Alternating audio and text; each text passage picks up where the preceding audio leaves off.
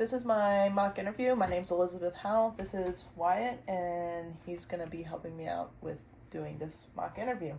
If you want to go ahead and get started. All right. Why don't you tell me a little about yourself? Well, I've been at Embry-Riddle Aeronautical University for the past 3 years studying aeronautical science. I've recently switched over to aeronautics, deciding to change my direction away from pursuing a professional career in aviation towards law enforcement. This came from previous interest in law enforcement when I was younger, thinking about being a first responder, but I grew up more academically focused, so I always strove for excellence in school and went to university with high plans of a big career, and slowly just started making the change while being at university, realizing maybe the engineering career was not for me, perhaps it was aviation, and kind of came to the conclusion in the end that I love flying. I'm a pilot, but I love flying as my hobby. I don't want it as my career. So I circled back towards my previous passion in law enforcement, and here we are. Interesting. So why do you want to be a police officer here? So kind of along the same notes here, when I was younger, I wanted to be a paramedic. It was my dream job. And I told my mom about this, and she was concerned about the idea, told me maybe girls shouldn't go down that route, and started directing me more towards the academic route, which I love. I love academics, so I very happily followed down that route and pushed the idea of first responding out of my mind for a while, came to university, and started realizing that maybe, as I said, a big career wasn't exactly for me. And last year, I really truly started thinking about this when I took an EMT course with Granite Mountain Training and realized how much I love first responding. I did some ride-alongs with Priority Ambulance and absolutely loved the experience. So this year, coming up on my graduation in December, I've been thinking about what am I going to do when I graduate. Do I really want to keep pursuing a career in aviation, or do I want to change my focus right now? Because it's never too late to change what you want to do, right?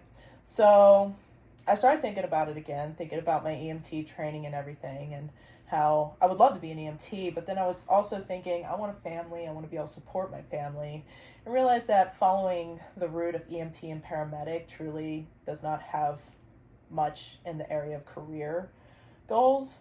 So I started thinking about other options in first responding and realized that there actually is so many different ways I can go with law enforcement.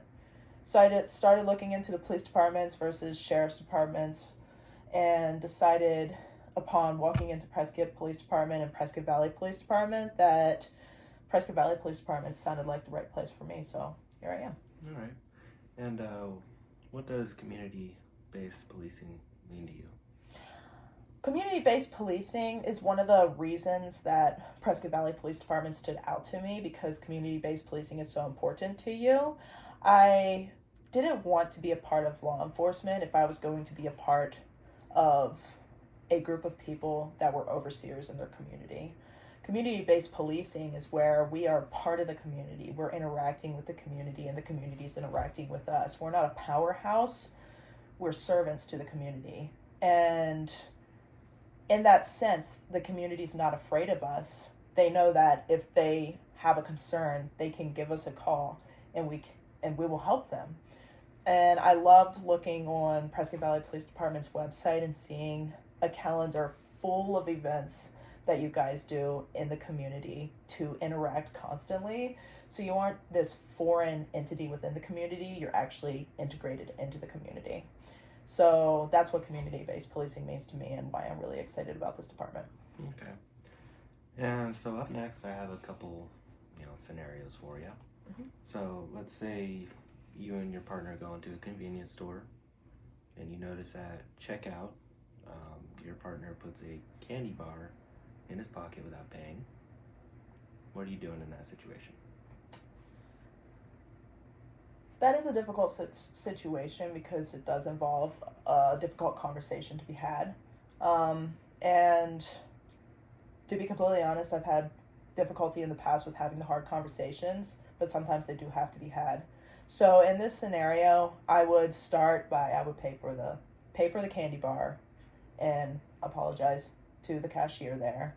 And after leaving the establishment, I would take my partner's side, make sure we're in a private setting, whether that's within the our vehicle or just around the corner where nobody's listening to us, and just talk to him, be like, why did you do this? That reflects very poorly on the police department. Like, this is what we're preventing. We shouldn't be adding to the problem in the community.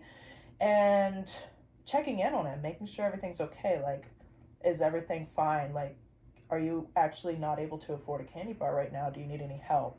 And truly just having the personal conversation rather than throwing my partner under the bus and going straight to management. Because a lot of conflicts can be resolved by a simple conversation. All right. And scenario number 2, let's say you're off duty and you notice something suspicious happening. What do you do then? It's a really good question. It does pay to continue to pay attention even when you're off duty. Law enforcement will be my job, but it's also becomes a lifestyle too. Understanding what to look for within the community. You have that extra insight that other people don't have. That some people may go past something and not even realize that something is going on when you look at it with the experience you have and realize something's not right here. So in that scenario, I would call it in. I would ask dispatch. I would call it into dispatch and ask them if they want me to keep an eye on things, if they want me to go on about my business, depending on the severity of whatever's happening. It may be something super minor. They tell me to just go ahead, shoot off, thanks for calling it in, and they'll send somebody out. Or they might ask me to follow behind and just keep my distance. I'm off duty, but just keep an eye on things until somebody can get there. Either way, whatever advice they give me, I'll follow with that. All right. And finally, do you have anything else you wish to add or close with? I just want to thank you guys today for giving me the opportunity to apply to the department here. I'm really excited about potentially working with you guys. You've stood out a lot to me, well above the other police departments in the area, the sheriff and everything.